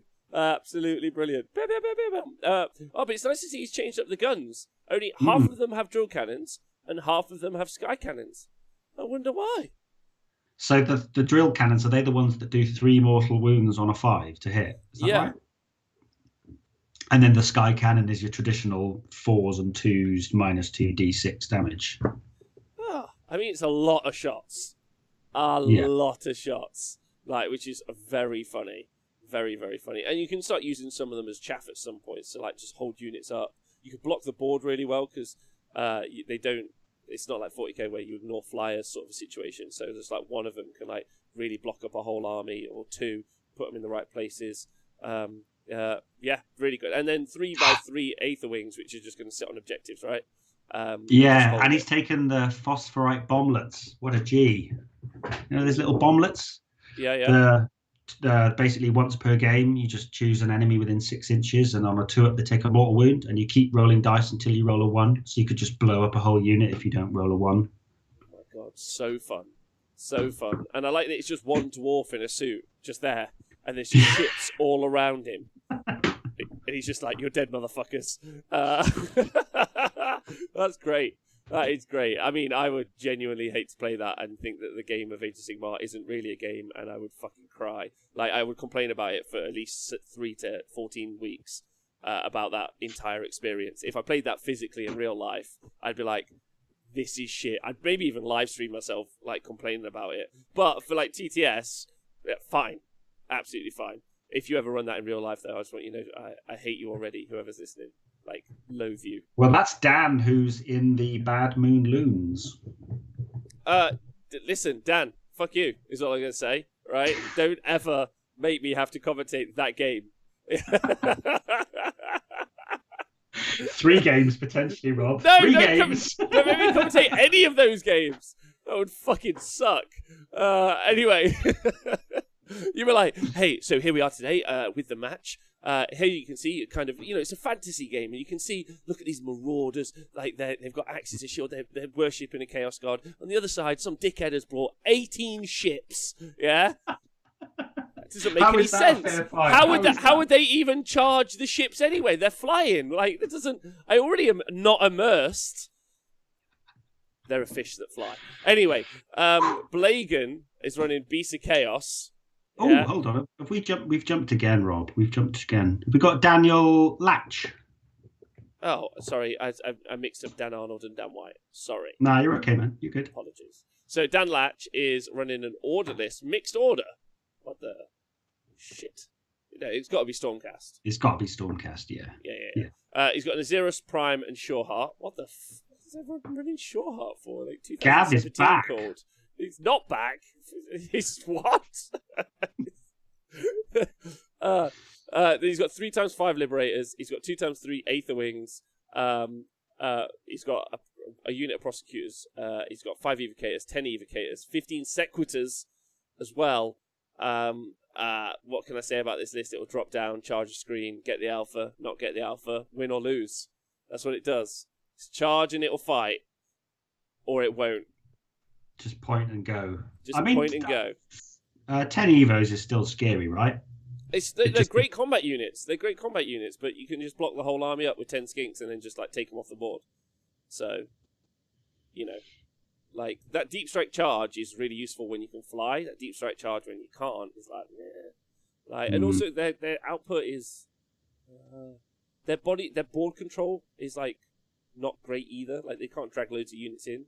I don't know. It's fine. It's fine. It's just going to drop and shoot, right? Great guy, great list. That's what I'm going to say. Great guy, great list. Please don't take that badly, Daniel Latch. Dan Arnold, though. Dan fucking Arnold. Casual Overlords. And he has got... is he running... Does it say what he's running? Is he written Skyport. He's written his own Skyport. Cute. Yeah. He's got an Etheric Navigator, an Etheric Chemist. He has got 3x10 Arcanauts. He's got 6 Endon Riggers. He's got 3 frigates, and he's got the Ironclad, and then he's got the Iron Sky Attack Squadron as a battalion. So loads of shooting, loads of boats, and the Arkanauts. You got much to say about this, apart from it's not a skyport? He's made his own one up? Yeah, and he's taken Everblaze Comet rather than the Warp Lightning Vortex. So, I mean, Dan's a good player, so I'm sure that there's stuff, and I don't really know the KO book very well, so I'm sure there's a lot of stuff in here. I think the Navigator is great against flying units, isn't he? I think 3 up, they halve their move. So there's a lot of other, it's really good in the mirror. And yeah, 3 frigates with some Arcos in each of them, and then an Ironclad. There's a hell of a lot of output there, isn't there? Yeah, there's not a lot of bodies on the board, but I super want him to play all of the against all of the gunboats. Like now I've changed my mind, and I would commentate that game all day. Yeah, because I'm watching some sort of like sky battle. I want there to be a bloodthirster there for like 4 minutes before it dies. Like just a whole thing. It would just be pièce de résistance. I also want to see Magnifique. I also want to see the mirror where there's all of the boats, and then someone runs the other boat list and just drops the fucking vortex on all of the boats. Yeah. Now you know how it feels. That would make me super happy. But he's also got the thing that we missed. Sorry, is he's got the old Everblaze Comet, which he's taken, which is different to taking the vortex. So instead of taking Spell in the so he's got Spell in the Bottle, obviously, but he is gonna drop an Everblaze Comet down instead of the vortex because it's longer range. Because you still have to measure the range with the vortex, but the comet he can do from further away, so he can stay at distance. If that makes sense. Yeah, that's probably the reason you would do it. Because they're both basically bunker busters, aren't they? Those two endless spells. But yeah, probably I was trying to think why he would take that, but you're right. It is probably the range. He doesn't have to use a Zilfin move. Obviously, he's not Zilfin, but he doesn't have to Zilfin move to get it. It's like they can just launch it from way downtown. Run. You don't have to run away. They can just stand far away from you with their other guns. Because it's 36 inches, isn't it, on an Everblaze Comet, I believe? Yeah, it is. So that's pretty gnarly. Also, Everblaze Comet's such a rad spell because it makes me think of like Final Fantasy VII, Seraphon calling the fucking comet down, just like bam, just really really good. Okay, so Blagan with his Beast of Chaos is running an all herd. He's got a Great Bray Shaman. He's got a Doombolt and a Zangor Shaman, and he's in the Phantasmagoria of Fate, but interestingly hasn't gone into Tzeentch. He's still playing all herd. He's got 2 lots of 10 Ungor, 2 lots of 10 Bestigor, but he's got 2 big blocks of Zangor Enlightened on disc. He's got a unit of 3 Zangor Enlightened on disc, and then 5 Centigors, which are, Centigors and Dawn Riders are eyeballing each other across the room, and the Dawn Riders are like, lol, we're so much better. No, the Centigors are just getting drunk and having a bit of centaur fun, aren't they? Mm-hmm. Trotting around. They go pretty damn far though, right? I think Centigors go 14 inches, but that's probably where the similarity between Centigors and Dawn Riders ends. Probably at that movement stat. Everything else is yeah. But he's got he's got a shaman in there to make those enlightened. I know Darren. I've played Darren quite a bit, and he is like a one army man. So I expect him. I think we've got a couple with Colonel Cabbage and a few other players. We normally have a few beasts players, but Blagan is going to be the unmatched. Keep it real.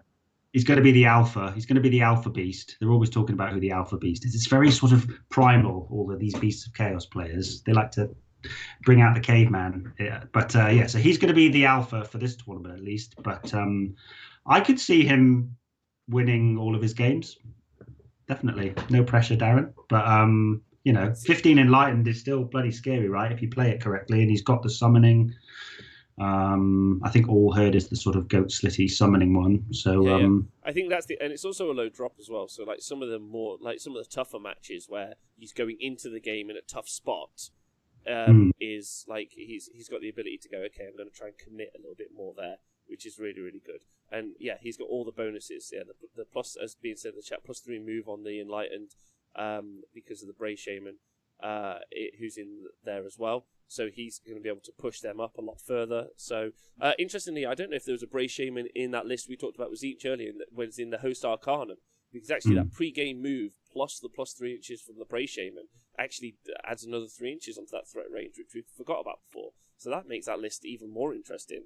But yeah, low drop, good. Geminids as well in there. You can't ever go wrong with that. The extra command point as well. Super cool. Super cool. And I hope to see Beast of Chaos just do well. At this point, I think everyone who's running Beast of Chaos, they're just like, I'm going to try really hard. And you're like, all right, buddy, let's see what you can do. And in the chat, intern Matt says, a meteor is not a comet. Fucking so sorry. Isn't it a comet until it becomes a meteor? What's the difference? Science, probably. I'm a creative. I haven't got. Doesn't matter anyway. It's all fakeoing because the Earth's flat and nothing really flies through the sky. So exactly. Whatever. Exactly. Yeah. Comet schmomet. That's what I say. That's what I say. Arthur Vulgaris, a Game of Thrones contender here, is running a Barak Urbaz Kharadron Overlord list. He has got an Etheric Navigator, an Engine Master with Engine Harness, 30 Archanaut Company 10s. He's got 10 Thunderers. He's got 3 frigates, and he's got an Ironclad, again in the Iron Sky Attack Squadron as well. So pretty strong there. You got any thoughts on this? I know it's Urbaz that Tubbs plays, isn't it? And remind me, do Urbaz units get an extra share of Ether Gold? Is that correct? Yes, yeah. They get an extra share, and after combat, you can even generate some Ether Gold back. There's like they're Ether Gold heavy, so the Ironclad could have 2 bits of Ether Gold, for example. Yeah, use one for like let's say reroll saves or whatever, or reroll shooting or something. Get into combat, and then have another one back. So you could have like an Ironclad that like basically could reroll saves 3 times in a game, which is pretty cool. Wow. Yeah. And I know that Arthur's a South London Legion player, and I know that he's been playing a lot with this. I believe that he's good mates with Stuart, the Lord of Iron Guts and now Lord of Screamers, and they're getting a lot of games in with this with these lists. So I expect him to do. I think he went 2-1 at the last one. So yeah, I expect him to do pretty well. I can't say I know everything that this list is doing, but it's shooting and bouncing around and being really efficient. I think that's the idea, isn't with all that Ether Gold, right? Yeah. And also in the chat, I've just learned that Comet is an ice. Is ice and Meteor is a rock. There we go. The Rock. The Rock. I'm not sure. Maybe. So next up, Antu with a Gloomspite Gears list. Oh, nice. So he'll be running Jaws of Mork, almost certainly, I think. He's got Loon Boss on Mangler Squig, Loon Boss on Giant Cave Squig, Madcap, 10 Squig Hoppers, 12 Squig Herd twice, 15 Boingrot Bounders, 10 Boingrot Bounders, 6 Sneakily Snufflers, and a unit of Mangler Squigs as well. He's got the Squig Lanch and the Squig Rider Stampede, and of course, which Gloomspite Gets player leaves home without the Scuttle Tide? No one. Not a single one. So it looks like he's like Antu normally brings the hardcore list, but looks like he's in it for the fun this time, right? Yeah, he's taken that shaming of the list shaming. He's taken it to heart, and he's decided to challenge himself. So I think last time he took Change Host, he often takes Legion of Chaos Ascendant. So I think he wants to play on hard mode for a bit. So good on him. I think he's probably one of the only 3 destruction lists. So yeah, I mean it's random movement. They've got the extra damage on the charge, so it's just about playing well. You have to play it well to win, right? You can't just put your models on the table and let the War Scrolls do the work. So good on Antu. And I am triggered by that Loon Boss on Mangler Squigs. I charged him. I played 2 games against him last week. I charged him every time with a fully beefed up. First it was a Verminlord Warp Gnaw, and then it was a Verminlord Warp Seer, and both times the Verminlords lost that fight. Not because of just poor dice rolling, but now I'm like, I feel that they're indestructible, and I know that they're not. So I've got some true issues with them.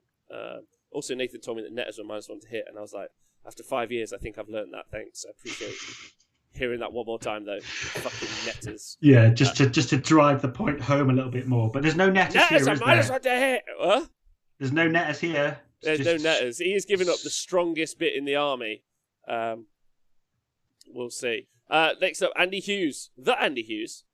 The Andy Hughes. Yeah. Oh, wow. So he's taking Fire Slayers in Hermdar, and he's taken Runefather, Runesmiter, and a Battlesmith, who's obviously got the Obsidian icon. So it'll be Hermdar, and of course there will be Lords of the Lodge. But he's also got Forge Brethren. Awesome. So he's got 2 lots of 20 Hearthguard, and he's got 3x5 Auric Hearthguard, and that means he's going to be able to give a unit +1 save in his opponent's hero phase.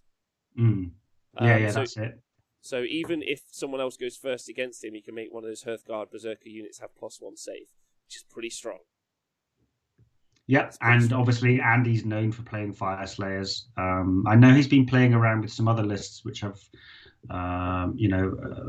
more bodies or something that you wouldn't expect. But I think he's only really been playing. He hasn't been playing on TTS for a while, so I think he wants to stick with what he knows, stick what's good. I mean, that'll crush. I know that he was playing with a big brick of 30 Hearthguard at one point, but no, I think it's got the firewall in there.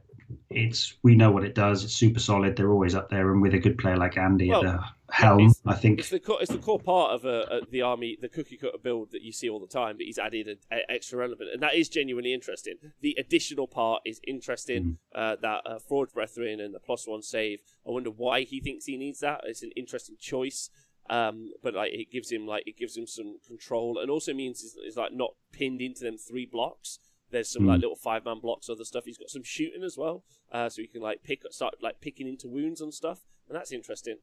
So it's good, like that redisposition of points into changing the army up a little bit.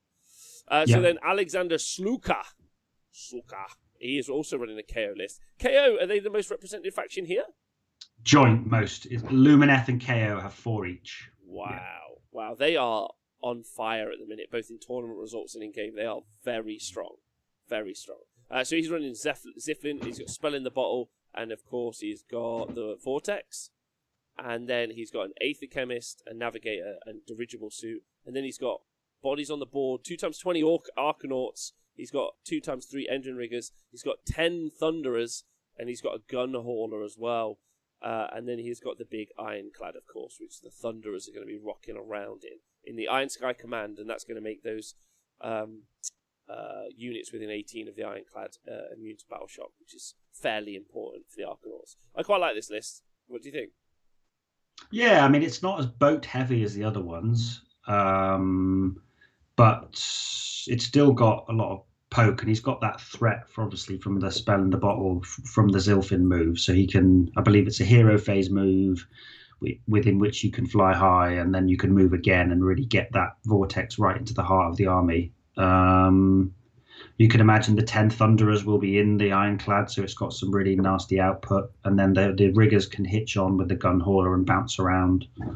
It seems to have more, I don't know about more bodies, but it's again, it does show that despite all the naysayers when that book came out, now that people have really got hold of the book and had a good read through, and obviously with all the price drops, then there seems to be loads of different builds in there. Not any one of the 4 KO lists we've looked at have been the same, have they?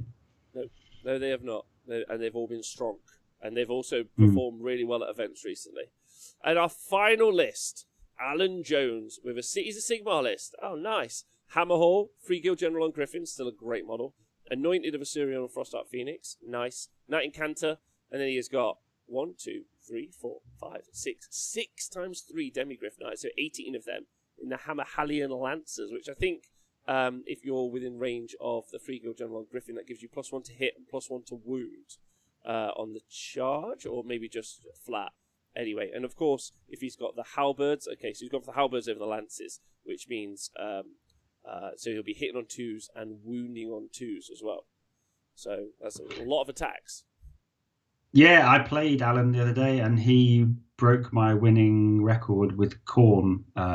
He beat up Khorne Archaon with this. Well, he didn't beat up Khorne Archaon. He just killed all the rest of the army.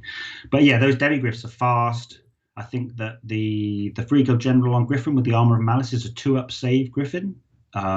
So it can tag things nicely. And then Frostheart Phoenixes, I don't know if people haven't been playing them much recently, but there's that bloody... so annoying. That frozen blizzard of -1 to wound, just, it's savage. And there's lots of... Basically, there's lots of really good buffs to make everything really efficient here. So I think the Twin Stones allows you to get another +1 to hit, and then he's got some healing from it if he switches that.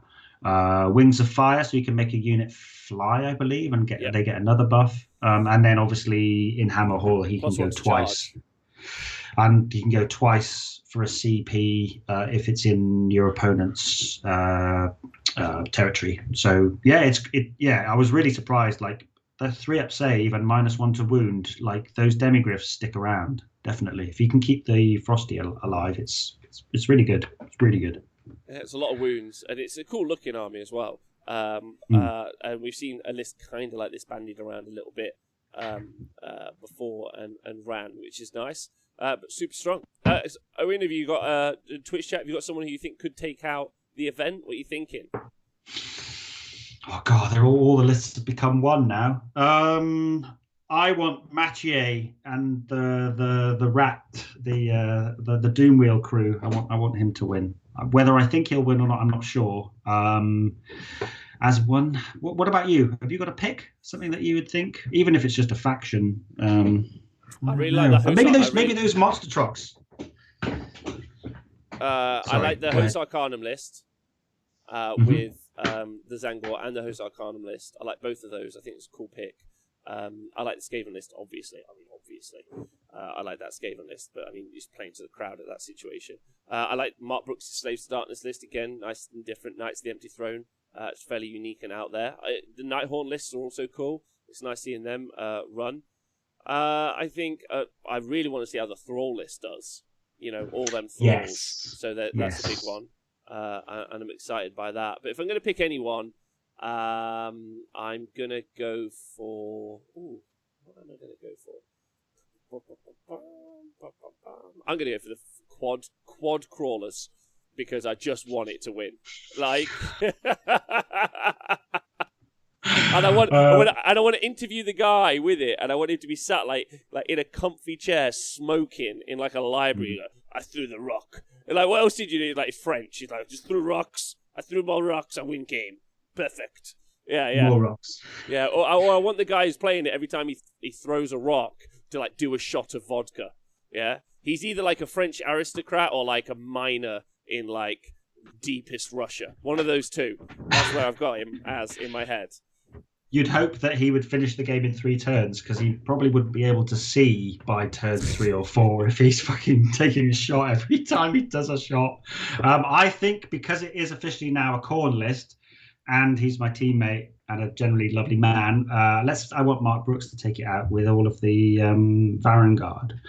There is one thing that we haven't touched on, Rob, if you give me 30 seconds, which I tend to like it when people put in their club or their affiliation, and there seems to be a new club with quite a few illustrious members, which is cropping up. We've got 3 members of a club called the Gimp Rats. The Gimp Rats? This is Dan Arnold and Bladen.